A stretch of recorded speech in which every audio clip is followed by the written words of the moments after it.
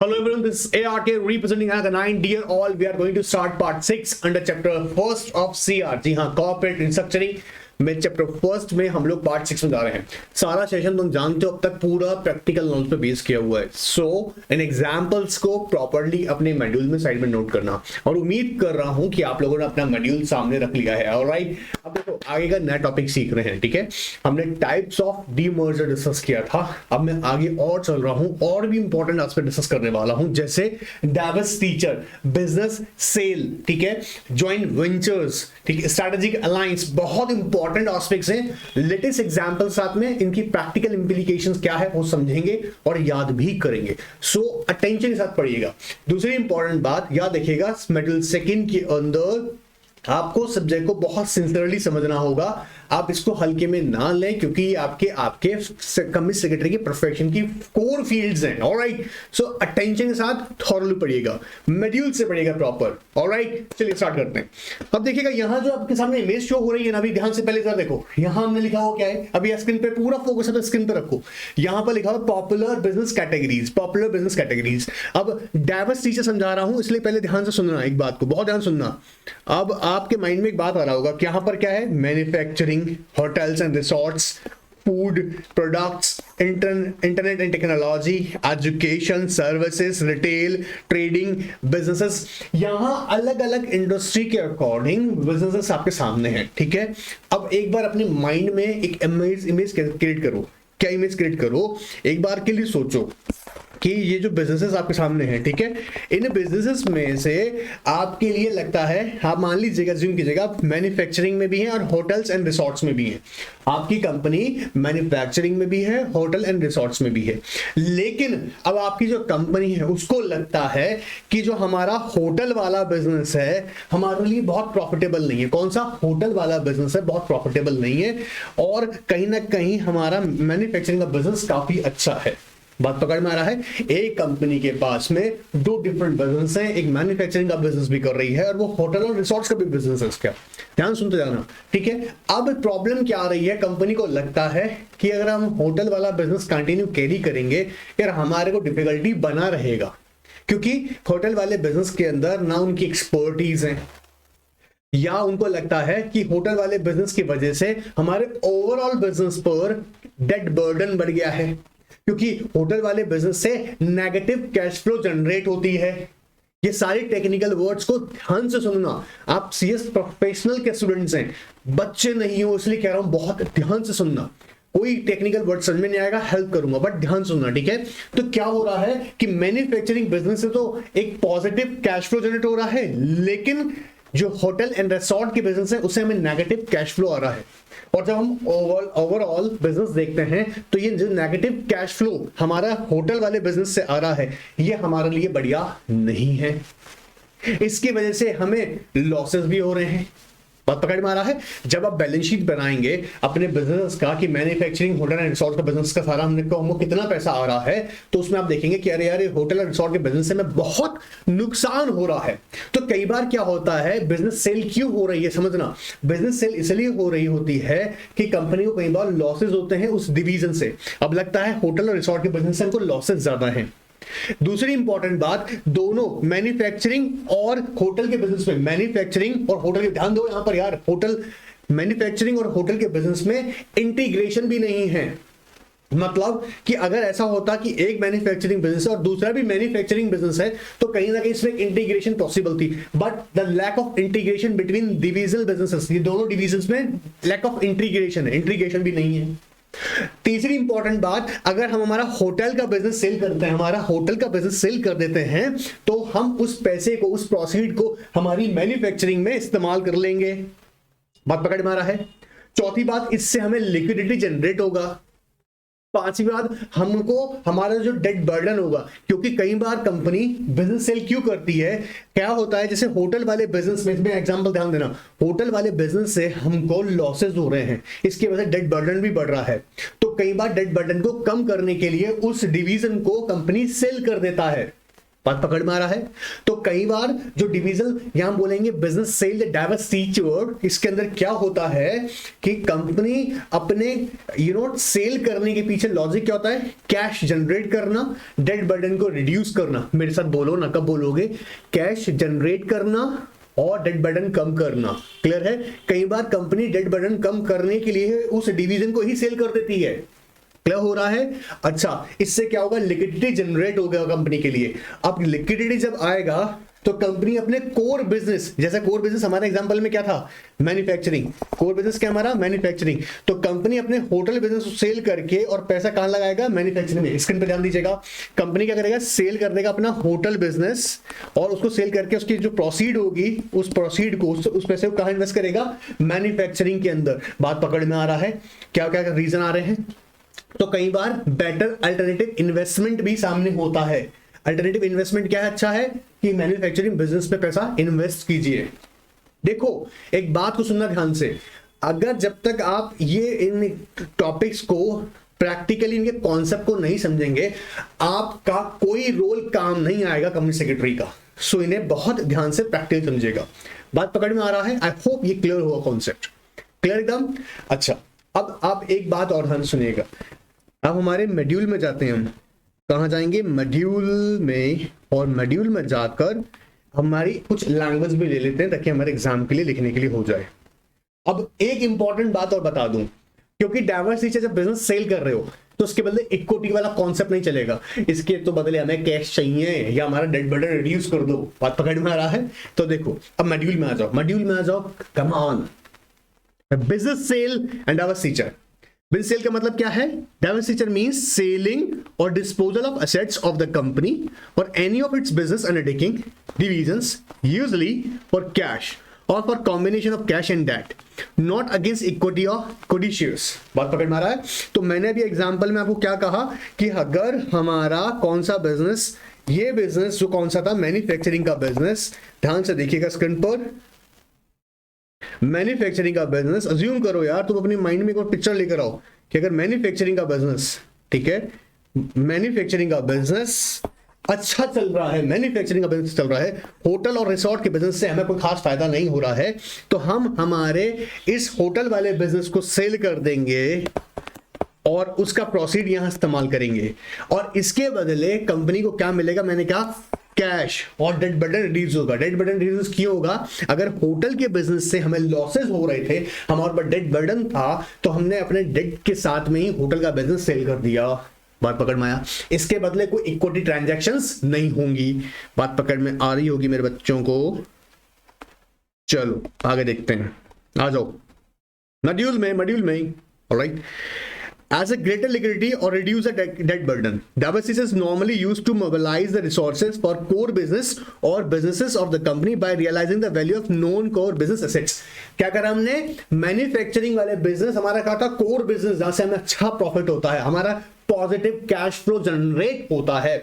और negative cash flow कहां से आ रहा था? होटल एंड रिसोर्ट के बिजनेस से। तो होटल एंड रिसोर्ट का बिजनेस हमने सेल कर दिया। वो कहता है नॉन कोर बिजनेस सेल किया और हमारे कोर बिजनेस में इन्वेस्ट किया। बात क्लियर है? आई होप क्लियर होगा। चलिए, अब एग्जाम में कई बार आपसे पूछ सकता है रीजन फॉर डाइवर्सिटीज, क्यों कंपनी ऐसा करती हैं। आइए देखते हैं। जैसे काम ने ह्यूज डिविजन लॉसेस, अभी याद किया तुमने, मेरे साथ अभी याद करोगे, अभी याद करेंगे। Alright, so huge division losses, जैसे हमारी एक डिवीजन कौन सी थी? Hotel and resorts. लेकिन भैया बहुत लॉसेस हो रहे हैं, तो रिसोर्स लॉसेस की वजह से सेल करते हैं हम लोग। डाइवर्सिटी क्यों करता है? Because of huge division losses. अब याद रखो डिविजन लॉसेस, ठीक है। Second, continuous negative cash flow. क्या हो रहा है? Continuous negative cash flow. Cash flow का मतलब, नेगेटिव का मतलब भैया ये हमको प्रॉफिट तो जनरेट करके दे नहीं रहा है, उल्टा हमें ही भरना पड़ रहा है पैसा उसके अंदर। तो negative cash flow. Point number 1 क्या बोला था? Huge division losses. बोलो ना, ह्यूज डिविजन लॉसेस। सेकंड क्या है? नेगेटिव कैश फ्लो, ठीक है। Difficulty in integrating the business within the company. जी बड़ा मुश्किल हो रहा है कंपनी में इस बिजनेस को इंटीग्रेट करना। बोला होटल बिजनेस को, रिसोर्ट बिजनेस को हमारे मैन्युफैक्चरिंग के साथ में इंटीग्रेट करने में डिफिकल्टी है। ऑलराइट, अच्छा इंटीग्रेशन में डिफिकल्टी नहीं होती ना, तो कंपनी क्या कर लेता है? मर्ज हो जाता, मतलब उन बिजनेस को सबको एक साथ कर लेता। लेकिन एक साथ अब कैरी करना बड़ा डिफिकल्ट है क्योंकि उनमें इंटीग्रेशन पॉसिबल नहीं है। Unable to meet the competition, unable to meet the competition क्यों? क्योंकि कहीं ना कहीं कंपनी को लगता है कि हमारी कोर बिजनेस एक्टिविटी नहीं है। होटल एंड रिसोर्ट का बिजनेस जो है हमारा, होटल एंड रिसोर्ट का जो बिजनेस है, होटल एंड रिसोर्ट का जो बिजनेस है, हमारी कोर कॉम्पिटेंसी नहीं है। तो इससे हम वैसे ही कंपटीशन कर नहीं सकते हैं। सो इसलिए भी कई बार क्या कहता है, हटाओ ऐसो सेल करते हैं, ठीक है। Unable to meet the competition, how? एक बार 4 पॉइंट डिवाइस करते हैं। क्या रीजन हो सकता है? ह्यूज डिविजनल लॉसेस, बोलो ह्यूज डिविजनल लॉसेस, एक बार वापस से, ह्यूज डिविजनल लॉसेस। सुनना मेरी बात ध्यान से, मैं बार बार क्यों बुलवा रहा हूं? इसलिए बुलवा रहा हूं क्योंकि याद भी तो जरूरी है ना करना एग्जाम में लिखने के लिए। तो मेरे साथ बोलो ताकि बार बार बोल के याद हो जाए, और ये साइंटिफिक है, बोलेंगे बार बार याद होगा। ऑलराइट, सो फर्स्ट का देखा हमने huge divisional losses, huge divisional losses. Alright, क्योंकि बहुत ज्यादा लॉसेस हो रहा है हमको एक यूनिट से, इसलिए। दूसरा हमको क्या कारण होगा, रीजन क्या होगा sir? Negative cash flow, continuous negative cash flow कहां से होगा? पर्टिकुलर डिवीजन से। So continuous negative cash flow from particular division. Alright sir. Third क्या होगा sir? Difficulty to integrate the business within the company, difficult to integrate the business, difficult to integrate करना। And मैं दो business को, hotel के business और manufacturing business को integrate कर नहीं सकते सर, दोनों कॉन्सेप्ट डिफरेंट है। Alright, alright. थर्ड, फोर्थ क्या है? Unable to meet the competition, unable to meet the competition, बोलो ना, unable to meet the competition. Clear? 4 point याद हुआ? अब देखो fourth, best alternatives of investments, best alternative of investments, best alternative of investment. Hotel के business को sell करने के बाद, होटल के बिजनेस को सेल करने के बाद में, होटल के बिजनेस को सेल करने के बाद में कहां पैसा लगाएंगे? हमारे अच्छे पास ऑप्शन है ना, मैन्युफैक्चरिंग में। नई मशीन लेकर आएंगे, नई टेक्नोलॉजी इंट्रोड्यूस करेंगे, अच्छा बिजनेस बढ़ाएंगे। Best alternative investment. One more time. Best alternative investment. All right, sir. Lack of technological upgradation due to the non-affordability. अब ये भी तो है, क्योंकि आपके पास जब कैश नहीं होता है तो आप अच्छी टेक्नोलॉजी अपग्रेड नहीं कर सकते। बोला हम लोग, हमारे पास मैन्युफैक्चरिंग में हम बड़ी जैसी जंबो साइज, देखो ना, देखो तुम ध्यान से देखो एग्जांपल में हमारे यहाँ पे, ध्यान से देखो, ऐसी बड़ी बड़ी मशीनें हैं तुम्हारे सामने। अब ये बिजनेस को चलाना है, इस बिजनेस को चलाना है, ठीक है। इस बिजनेस को चलाने के लिए हमें चाहिए क्या? ऐसा मशीन। लेकिन बोला सर इतना बड़ा बड़ा मशीन हम लाएं कहां से? प्रॉब्लम क्या है सर? कैश तो है ही नहीं। ये जो होटल वाला बिजनेस है ना, सारा पैसा खा गया हमारा, तब क्या करें? कहता है जी हाँ, हम लोग टेक्नोलॉजी का अपग्रेड नहीं कर सकते ड्यू टू अनअफोर्डेबिलिटी, अफोर्ड नहीं कर सकते, नेगेटिव कैश फ्लो मचा पड़ा है। तो बोला काम करो ना, जिस डिवीजन की वजह से नेगेटिव कैश फ्लो है उसे ही सेल कर दो और उसकी प्रॉफिट को लेकर इन्वेस्ट करो। क्या हो रहा है? सो अनेबल क्या होता है? लैक ऑफ, बोलो मेरे साथ में, क्या होता है? Lack of technological upgradation. Alright, then lack of integration between the divisions. जी हाँ, अब दोनों डिवीजंस को हम मिला भी सकते थे बट मिलाना पॉसिबल नहीं, दोनों डिफरेंट हैं। And the legal pressures, so legal pressures, जी हाँ, लीगल प्रेशर्स भी होते हैं। कई बार क्या होता है, आप किसी, अब देखो एक बात बताओ, लीगल कंप्लायंसेस तो करने पड़ेंगे ना। अगर बिजनेस आपका मौजूद है, एग्जिस्ट कर रहा है, तो लीगल कंप्लायंसेस करना पड़ेगा। एक्सेसिव कॉस्ट बढ़ा रहता है, तो इसलिए भी क्या होता है, बिजनेस सेल किया जाता है। बात पकड़ में आ रहा है? आई होप याद हो गया होगा कॉन्सेप्ट। अब ये रीजन जो है ना बच्चे, ये रीजन एग्जाम के लिए इंपॉर्टेंट है, मैं आपको बता दूंगा, एग्जाम के लिए इंपॉर्टेंट है, सो इन्हें ध्यान से समझ के जाना है। क्लियर है एकदम? आई होप याद हो गए होंगे।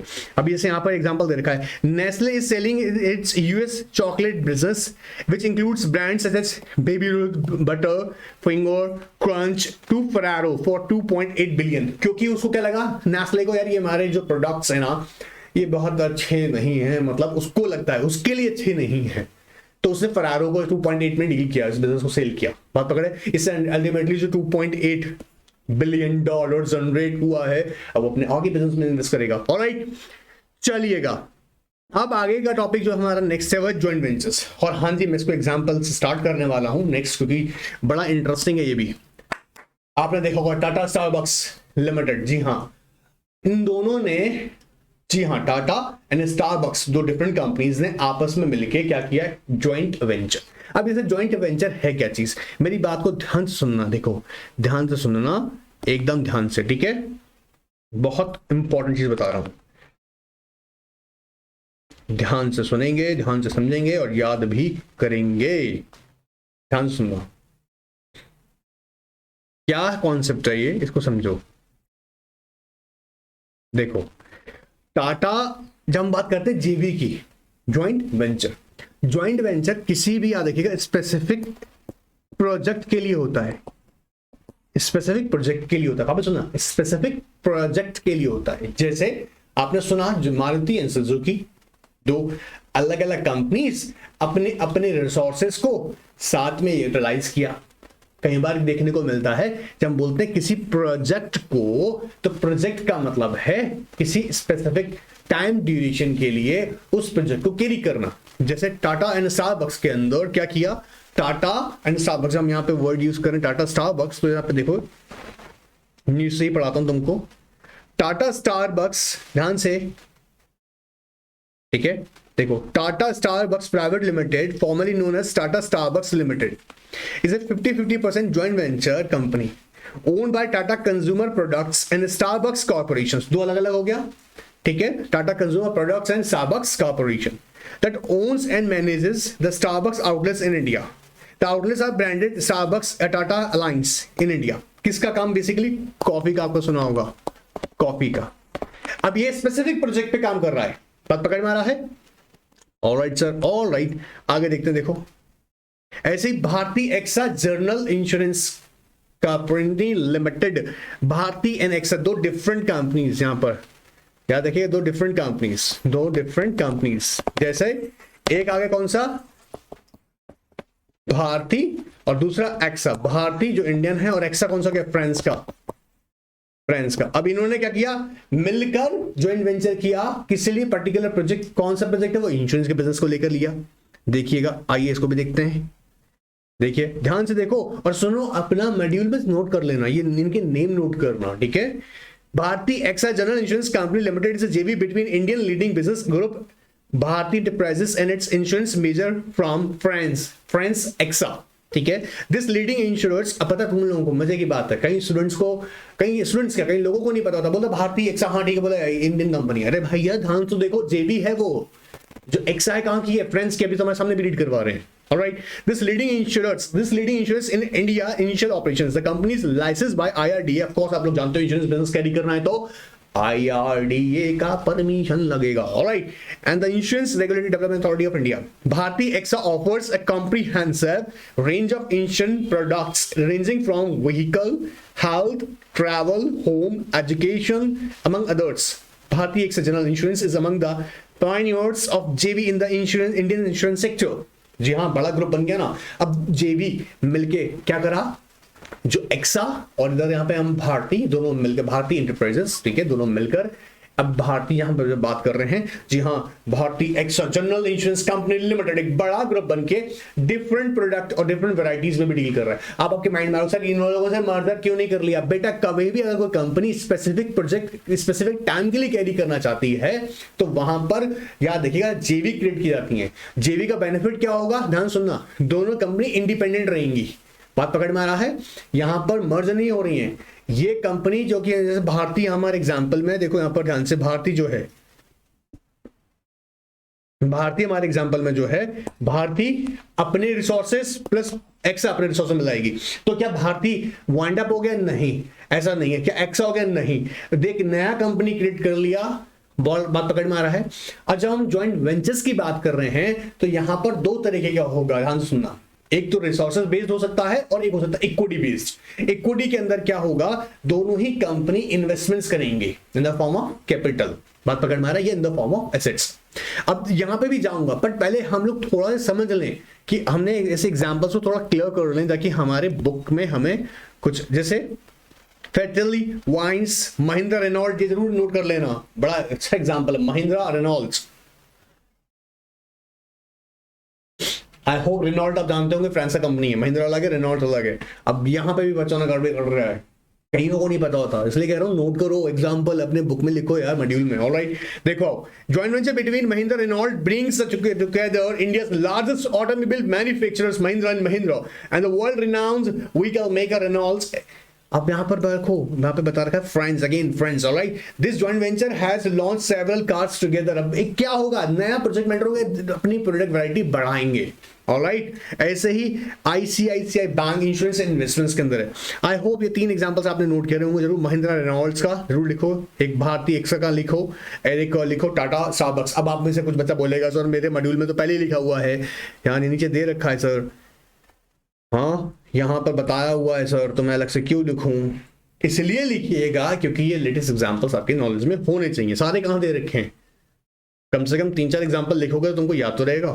और अपने अभी बड़े अच्छे अच्छे कमेंट डालते हो, क्या क्या कमेंट डालते हो, सर मेरे फ्रेंड सर्कल में अच्छा इंप्रेशन क्रिएट हो रहा है। तो ये अच्छा इंप्रेशन क्रिएट करना है तो जो भी है, लेकिन एटलीस्ट तुम्हारी नॉलेज तो अपग्रेड होगी।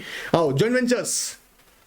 Joint venture is a business of contractual arrangements between two or more parties which agree to pool resources for purpose of accomplishing a specific task. अब हाईलाइट करना है वर्ड क्या है? स्पेसिफिक टास्क के लिए, specific task that may be a new project or any other business activity.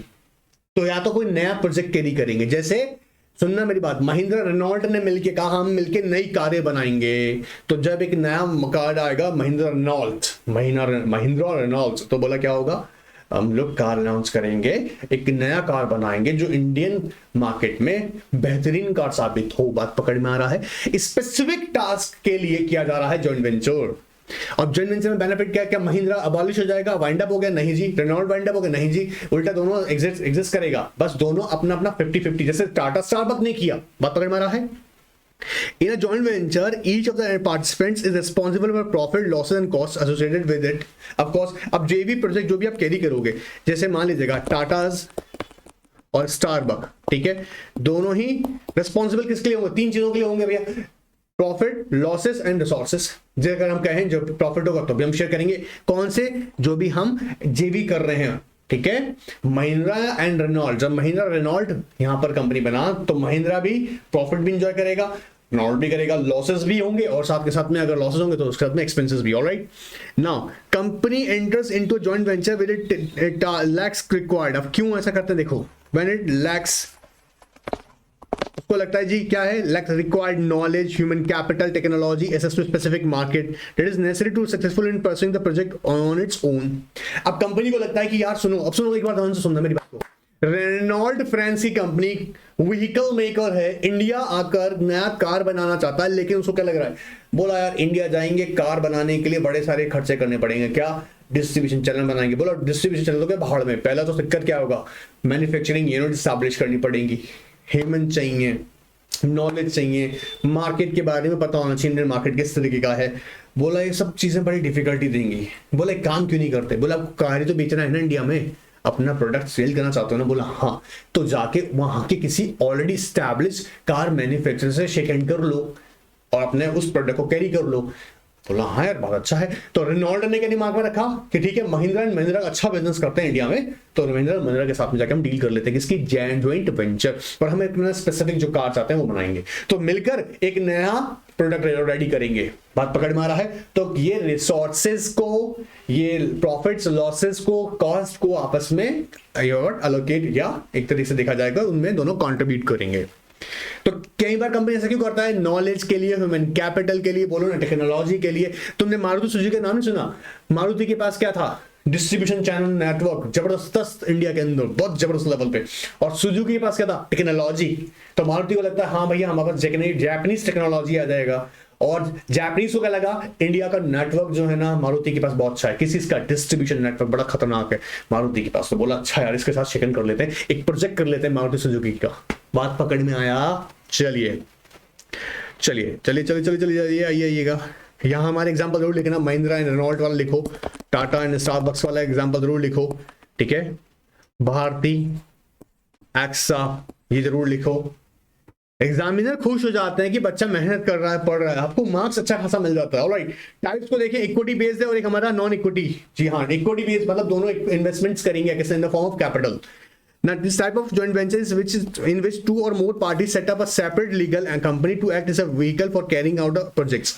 This new company would usually be located in the same country or as one of the two partners companies with the purpose of mutually establishing an activity with its own objective. Marketing and distribution, research, manufacturing, etc. It benefits foreign and local private interest members of the general public through the capital. जी हाँ, जब क्योंकि capital के through भी benefit देगी ना, क्या करेंगे? इतना सा याद रखना, इक्विटी के अंदर दोनों ही कैपिटल कंट्रीब्यूशन करेंगी। कैसे करेंगी? एक सेपरेट लीगल एंटिटी क्रिएट करके। बात पकड़ में आ रहा है? जब हम बोलते हैं नॉन इक्विटी, तो यहां पर क्या कर रहे हैं? जनरली से बोलते हैं कोऑपरेटिव अरेंजमेंट्स। क्या बोलते हैं? Agreement, sorry, cooperative agreements. क्यों ऐसा क्या होगा कि जैसे मान लो हमने कहा यहां पर जब हम कह रहे हैं नॉन इक्विटी ना, तो जापानीज जैसे मारुति सुजुकी में क्या हुआ, मारुति सुजुकी में सुजुकी बोल रहा है मैं टेक्नोलॉजी दूंगा, मारुति कह रहा है ठीक है भाई मैं तुमको डिस्ट्रीब्यूशन चैनल दूंगा अपना। तो यहां पर क्या होगा, नॉन इक्विटी बेस्ड हो गया। यहां पर देखो seek technical service arrangements, franchisees, brand use arrangements, management contracts, rental agreements, or one-time contracts, etc. for construction projects. Non-equity arrangements in which some companies are in need for technical services, technological expertise, then capital. मतलब उनको capital का requirement नहीं होता है। जैसे मैंने कहा अभी मारुति कह रहा है कैपिटल की जरूरत नहीं है भाई, टेक्नोलॉजी चाहिए। सुजुकी और जापानीज तेरे पास में टेक्नोलॉजी है, बोला हाँ है ना, तो बोला हम एक नया प्रोजेक्ट करते हैं, वो बोल रहे हैं नॉन इक्विटी। ऑलराइट जेवी, it may be modernizing the operations or starting a new production operations. I hope clear हो रहा होगा, ठीक है।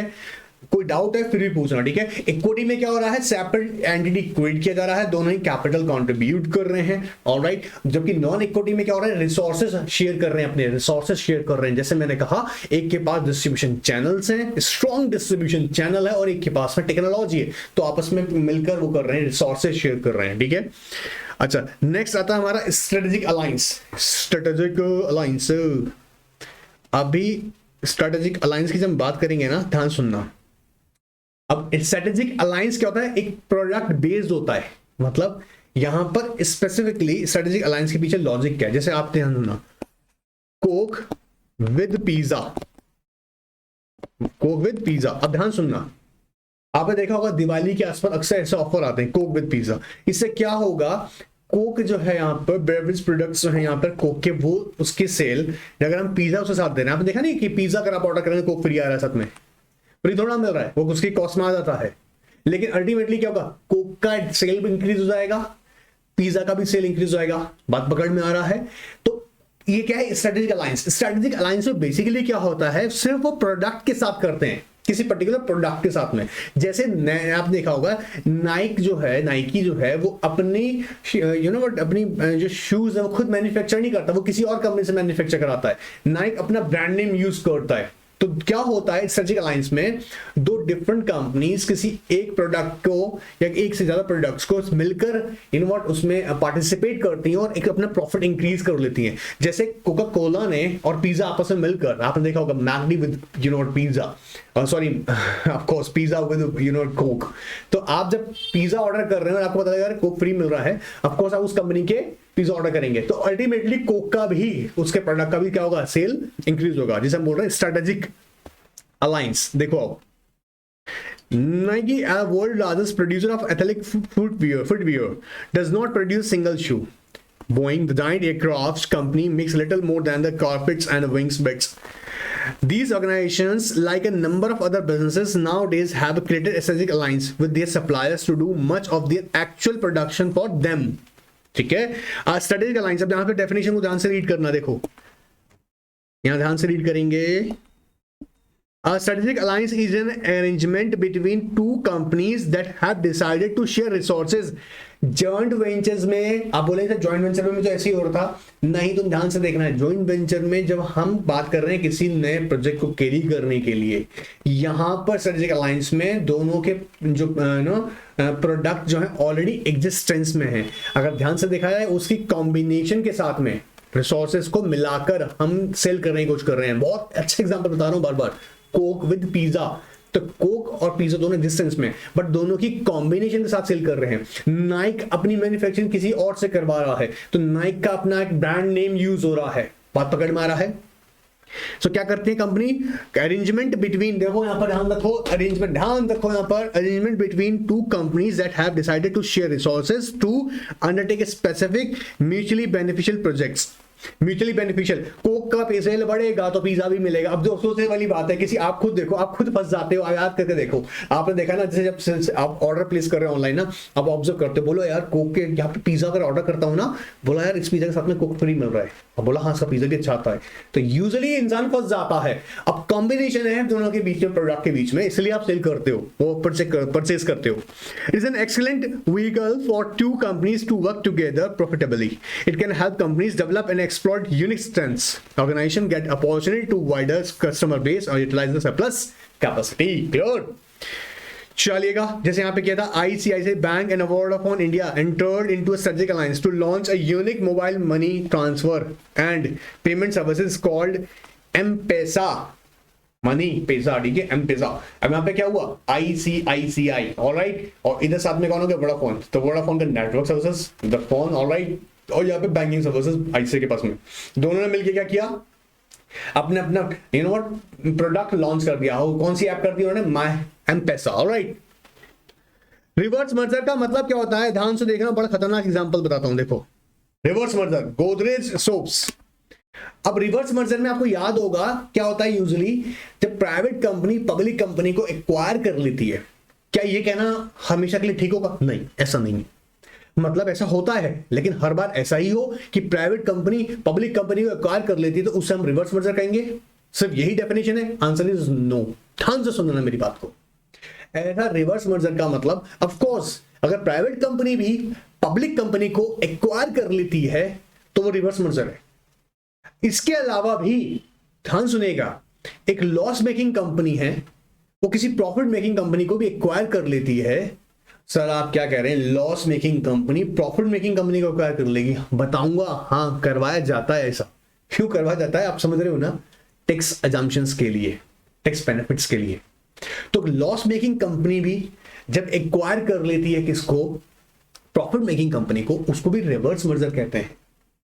अब जैसे यहां पर तुम ध्यान से देखना, ये जो एग्जांपल तुम्हारे सामने शो हो रहा है इस पर ध्यान देखो, गोदरेज नंबर 1, गोदरेज, इसका जरा ध्यान से पढ़ो, देखो स्क्रीन पर आओ, ध्यान से आइएगा और ध्यान से देखो, उसको रीड करते हैं एक बार। इन 1984 Godrej soaps, a consumer product manufacturing business, did a reverse merger with its loss-making subsidiary unit, Gujarat Godrej Innovative Chemical. बोलो गुजरात, बोलो ना Gujarat Godrej innovative chemical, and named it Godrej soap limited. जी हाँ, गोदरेज सोप्स लिमिटेड। क्या किया, रिवर्स मर्जर। उसको लगता है कि लॉस मेकिंग कंपनी है, अब लॉस मेकिंग कंपनी को हमने अपने मिला दिया, मतलब रिवर्स मर्जर। अच्छा, अभी एक ही एग्जांपल है, कैसा नहीं, और एग्जांपल्स हैं, ध्यान से आते जाओ। आईसीआईसीआई के केस में ऐसा था नो, अगेन देखिए, ये भी एग्जांपल इंपॉर्टेंट है, तुम इसको हल्के में मत ले जाना, ऑलराइट, ये बड़े यूजफुल एग्जांपल हैं। देखो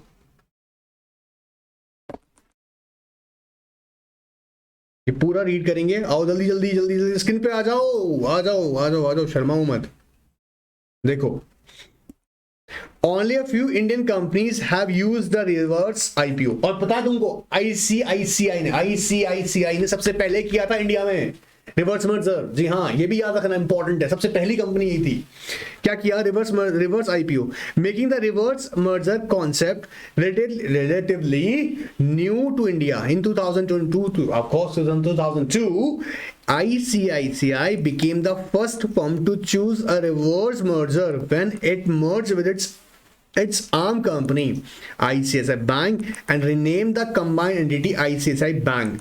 ICICI also had two subsidiaries, एक तो कौन सी थी, personal financial services limited and capital services limited. Reverse merger के अंदर हमने देखा क्या, या तो कोई प्राइवेट कंपनी जब पब्लिक कंपनी को एक्वायर कर लेती है, या फिर क्या होता है, लॉस मेकिंग कंपनी किसी प्रॉफिट मेकिंग कंपनी को एक्वायर कर लेती है। बात पकड़ में आ रहा है। अच्छा, ऐसे ही एक और एग्जांपल आपके सामने दिखाता हूं, ये यहाँ आई होप आपने नोट कर लिया होगा, अपने बुक में लिखो उसको, आईसीआईसीआई एंड आईसीआईसीआई बैंक, बाद में क्या बन गया वो, रिवर्स मर्जर के बाद में आईसीआईसीआई बैंक, ठीक है। और जबकि उसके पुराने ग्रुप में कौन से वर्कआउट थे, पर्सनल फाइनेंशियल सर्विसेज का भी था। ऐसे ही आईडीबीआई ने भी किया, लिखो उसको भी मॉड्यूल में, आईडीबीआई बैंक, आई होप लिखा। और देखो इंडियन बुल्स और Indian bulls housing finance, again it's a reverse merger. देखो later in 2013 Indian bulls financial services limited consolidated capital with its subsidiary Indian bulls housing finance limited. Consolidate करना मतलब मिल गए आपस में, बात पकड़ में आ रहा है। सब्सिडियरी को भी जब कंपनी को, जी हाँ जी, होल्डिंग कंपनी सब्सिडियरी के साथ मिल जाती है तो उसे भी रिवर्स मर्जर कहते हैं। क्या हो रहा है, आइए मॉड्यूल में आइएगा।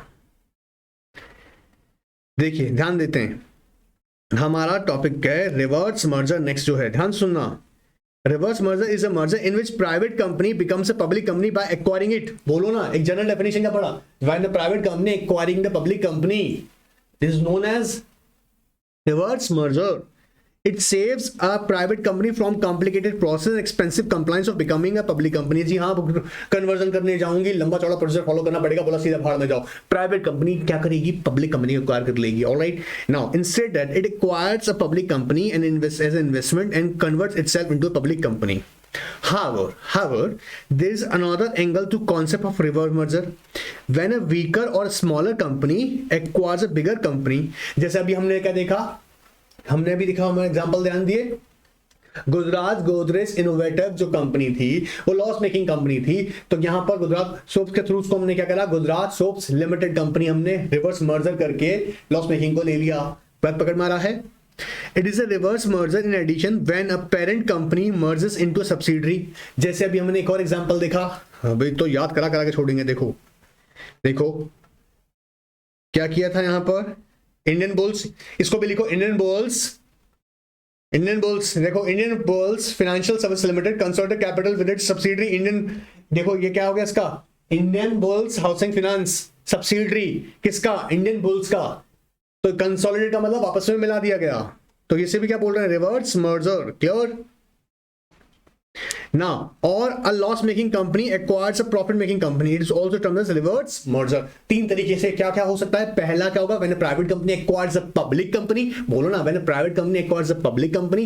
दूसरा क्या होगा sir, when parent company acquires या consolidate its business with a subsidiary company।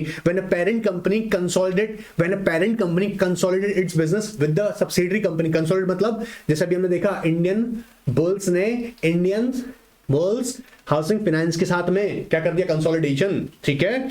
या थर्ड क्या हो सकता है, when a loss making company acquires profit making company, या स्मॉलर कंपनी एक्वायर्स अ बिगर कंपनी। बात पकड़ में आ रहा है, चलेगा। क्या रीजन हो सकते हैं, बोला carry forward tax losses. Of course अब बताया था ना अभी, लॉस मेकिंग की वजह से टैक्स अपने कैरी फॉरवर्ड कर सकते हो क्या, जो लॉसेस हैं आपके। Of the smaller company, this allows a combined entity to pay a lower tax save आपको होगा। So ultimately benefit क्या है, saving of taxes। दूसरा economic of scale of production, economic of scale of production. जी हाँ, अगर लगता है जी कि दोनों के जो बिजनेसेस है ना, दोनों एक दूसरे के लिए फ्रूटफुल होंगे, कैसे, चाहे वो रिसोर्सेज में हो, कैपिटल के अंदर हो, एसेट्स के फॉर्म में हो, तो ऐसे केसेस में, या ऑफ कोर्स मैनेजमेंट को लेके भी, तो यहां पर इकोनॉमिक ऑफ स्केल एक्टिविटी होगी, कॉस्ट कम आएगा, प्रोडक्शन कॉस्ट कम आएगा, एडवर्टाइजमेंट कॉस्ट कम आएगा, मतलब जितनी भी कॉस्ट एसोसिएटेड होंगी ऑफ कोर्स वो कम हो जाएंगे, तो हमको बोलेंगे economic of scale of production. Economic of scale of production मतलब चीप एंड बेस्ट प्राइसेस पर प्रोडक्ट अवेलेबल करा पाएंगे ऑल ओवर कॉस्ट को देखते हुए। तो पहला क्या है, टैक्स सेविंग, दूसरा क्या है, इकोनॉमिक ऑफ स्केल, तीसरा होगा marketing network. Of course network बढ़ जाएगा। पहले गुजरात गोदरेज इनोवेटिव अपना प्रोडक्ट सेल कर रहा था स्पेसिफिकली गुजरात एरियाज में, अब जब गुजरात गोदरेज गोदरेज सोप लिमिटेड, मतलब नेटवर्क बढ़ा नहीं पड़ा दो कंपनीज का मिलकर, सो नेटवर्क बढ़ जाएगा, network marketing network to protect the trademark rights, licenses, agreements, assets of small और लॉस मेकिंग कंपनी। जी हाँ, अब क्या होता है ना, ध्यान सुनना, स्मॉल कंपनीज होती है, लॉस मेकिंग कंपनीज होते हैं ना, इनके ऊपर है ना बड़ी बड़ी जो कंपनीज है ना, इनके ऊपर निगाह रहती है इनको एक्वायर करने के लिए, क्योंकि इनके पास क्या होता है, सबसे इंपॉर्टेंट चीज, इनके पास ट्रेडमार्क है, पेटेंट्स हैं, लाइसेंसेस हैं, बोला सीधा एक्वायर करो, कब्जा करो, खत्म कर दो। ऐसे केसेस में स्मॉल कंपनी क्या करती है, ऐसे बिजनेस के साथ एक्वायर हो जाती है, और जनरली कंपनी अपनी ही, कंपनी एक ही ग्रुप में निकल के आ जाती है। ठीक है, तो उनके साथ रिवर्स मर्जर कर लेती हैं जो उनकी खुद की ग्रुप कंपनीज में होती हैं, इंस्टेड ऑफ दैट कि उनको होस्टाइल टेक ओवर कर लिया जाए कोई आउटसाइडर के थ्रू। बात पकड़ में आ रहा है। तो किस लिए कर सकते हैं, to protect the trademark rights, license, agreements, ठीक है, इन चीजों को, एसेट्स को बचाने के लिए। तो चार रीजन हो सकता है, टैक्स सेविंग, मेरे से बोलो tax saving, economic of scale of production, tax saving, economics of scale of production. कब याद करोगे, अभी ना, बोलो tax saving, economics of scale of production, marketing network, वापस marketing network, economic of scale of production, marketing network. और to protect क्या करेंगे, प्रोटेक्ट राइट्स, कौन कौन से ट्रेडमार्क राइट्स है, लाइसेंस एग्रीमेंट्स है, एसेट्स ऑफ स्मॉल और लॉस मेकिंग कंपनी। अब ये कुछ एग्जांपल्स हैं जो मैंने तुमको भी बताए थे, Godrej soaps and profitable business with of course बता तो दिया यार, ये तो अभी समझा है तुमको। Alright, so I hope clear होगा यहाँ तक का। कोई भी डाउट रहता है ऑफ कोर्स अनार के नेट पे व्हाट्सएप पे पूछेगा। I will try my level best कि मैं आपसे खुद डायरेक्टली आंसर करूं, करता मैं ही आंसर हूं, बट अगर लगता है कि आंसर थोड़ा बहुत हो सकता है, थोड़ा डिले हो जाए क्योंकि प्रोफेशनल वर्क भी रहता है बहुत ज्यादा, but definitely I will answer your queries. Alright, कोई भी कैसी भी क्वेरी हो पूछेगा, तैयार रहिएगा टेस्ट के लिए। Goodbye, take care.